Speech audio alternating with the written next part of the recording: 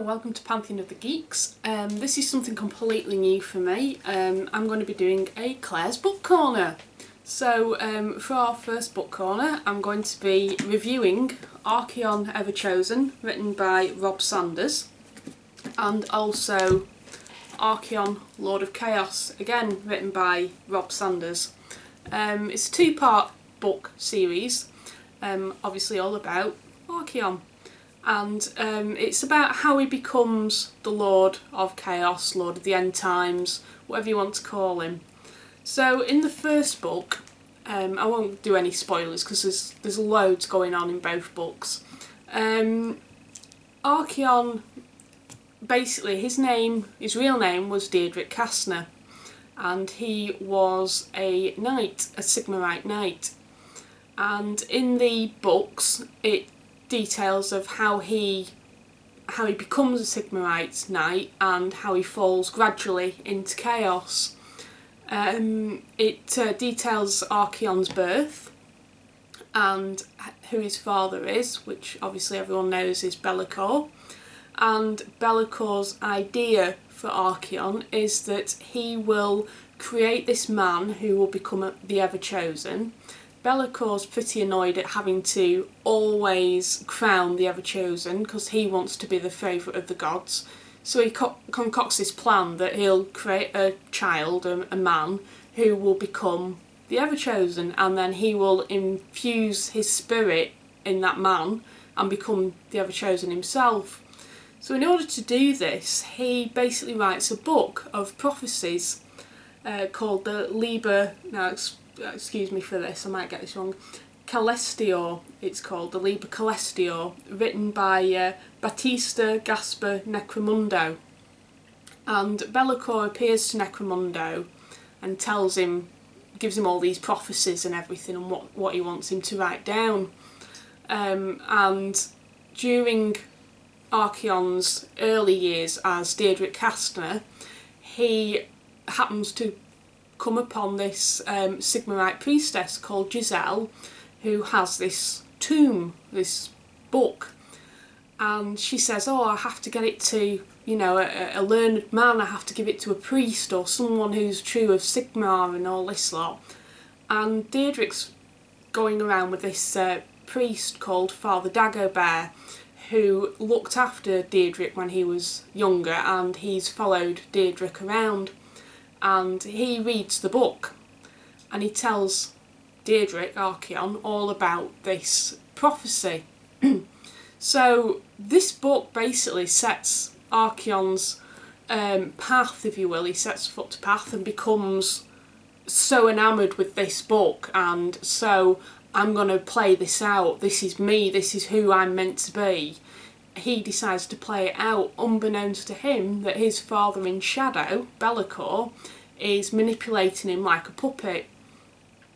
So throughout this first book is Deirdrick's slow graduation into chaos, his fall basically into chaos. So he basically goes along and he meets different people. He meets a sorcerer of Tzinch called Shirian, who stays with him for the rest of the two books.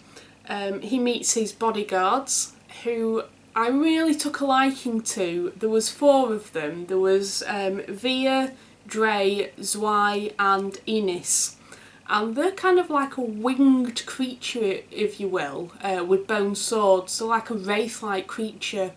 And during the course of the first book, The Everchosen, Via unfortunately gets in a bit of an accident and gets misshapen, and I felt really sorry for him. And I think that's what the book does. It makes you feel for the characters, it makes you interested in them, and you really do care about what happens. And there's also a bit of a love story going on between the Sigmarite priestess Giselle and ARCHAON, and there's this, they both clash quite frequently because she's obviously a Sigmarite priestess and she's watching ARCHAON slowly decline into chaos, and becoming less and less Deirdrick Castner and becoming more and more this ARCHAON the Everchosen. The book ends in an absolute flurry of writing skills and betrayals, and everything goes just whoosh kind of thing, and it's like one big blowout at the end. I was literally exhausted by the time I'd finished it, and I wanted to know more, and I was just like, oh come on, I want the other book to come out, because I wanted to know what happened to characters. Obviously characters died, ARCHAON loses people betray him, there's a lot goes on. The second book came out, The Lord of Chaos, and I was so excited. I literally ran to Games Workshop to pick it up, and I started reading it near enough right away. One thing I will say about the second book, Lord of Chaos, was when I first started reading it, the first couple of chapters was very hard going. It was very hard work because not a lot happened really, and I found it hard to get into the story again.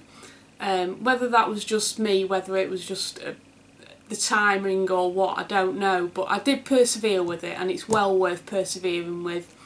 The first couple of chapters is about ARCHAON going to the wastes of chaos and him meeting different demons and fighting them and things like that. So he fights a demon of Khorne, he fights a demon of Slaanesh and one of Nurgle, and he has to find these chaos artifacts.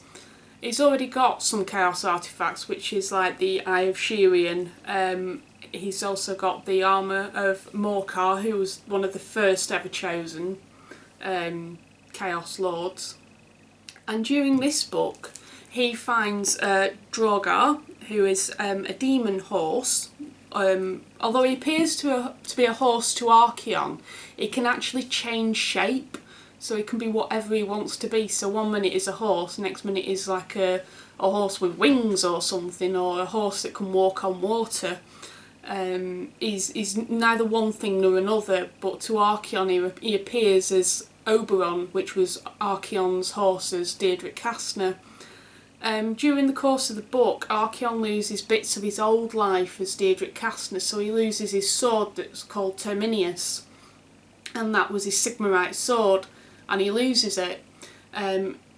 He loses other parts of his past in order for him to become who he's meant to be. So he also gets the Slayer of Kings sword, which he finds in this book, thus completing the set of the chaos treasures he's meant to find. In this book he's come to the realisation that Bellicor has been playing him, so halfway through the book he decides he's going to go and try and beat him basically and have a go at him.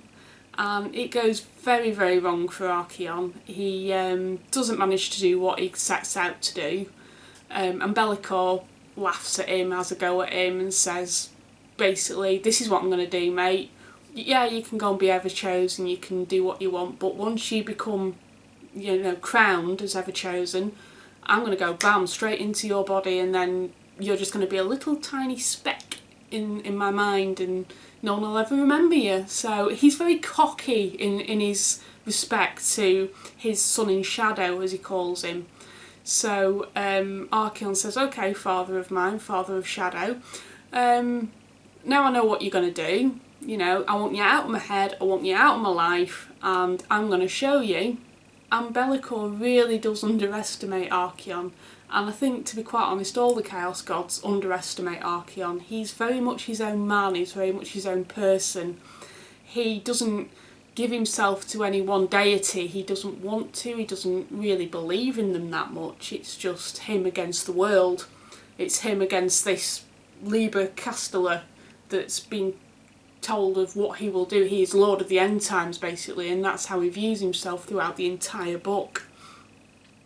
At the end, it's everyone knows that ARCHAON obviously becomes the Everchosen. It's, there's no big spoiler in there what happens at the end. It's pretty much, it rushes very much towards the end. You know what's going to happen, and the end is just, it blew my mind basically. There was so much going on at the end. Again, there was pain of loss, there was betrayals galore, there was fights, there was screams, there was shouts, there was war upon war, and it was just, again at the end, I was literally exhausted. I was like, oh, kind of thing, and so much happens to ARCHAON, you don't know how he could have lived through what he's lived through. One part of the betrayal that ARCHAON suffered, I seriously did not see coming. I was so shocked. I had to reread it a few times to think, did that really happen? Did I really just read that? So much so, it sent me going back to the first book, the Everchosen, to see what it was talking about and where it had actually happened, the descent into darkness and how it had happened. And when I saw it in the book, I was like, why didn't I see that? Why didn't anything click at that point? And it doesn't, because it's written so well. It doesn't click with you until at the end when it explains it all to you. You're like, oh, I didn't see that. And it really does hit you quite badly. I was quite upset when some of my favourite characters died. Spoilers alert here, if you want to skip through this. Via, Dre, Zwei and Ennis died, and that really did upset me because they were so loyal to ARCHAON. They would have done anything for him. They were like his Batman, if you will, his friends, his loyal friends that he could trust to look after the army, he could trust to protect him if there was a dagger in the dark or anything like that. And their deaths really did have quite a profound effect on me. I was really quite upset when that happened. So all in all, would I read these books again? Most definitely. Would I tell everyone to read these books? I'm doing this video to tell everyone read these books because it's awesome. It's such an awesome story. If you don't know anything about ARCHAON and everything that you probably did know, it's all changed probably because of the end times coming and the changing things and everything. I think these books really get the heart of ARCHAON, that he's human. He was a human Sigmarite Templar. He had human traits. He fell into darkness, and it shows you how easy it is for someone to be put on that path. And you do feel for him, and you get very close to him, you get very close to the characters. It's a really, really good book, and you feel like you've been on a journey with him. And at the end you feel like quite bereft that you've left him to go and do what he needs to do. And like I say, I think the next book that you should read, or that I will be reading, is the End Times, Lord of the End Times book that came out, the very last book. So I'll be reading that to find out the next part of his story. So I hope you've enjoyed this. I hope it's been useful to you and the review's been helpful for you all. So thank you very much for watching. If you like this and you like the way I've done it and you want me to do more, please put in the comments below, and I hope to see you soon. Thanks very much. Bye.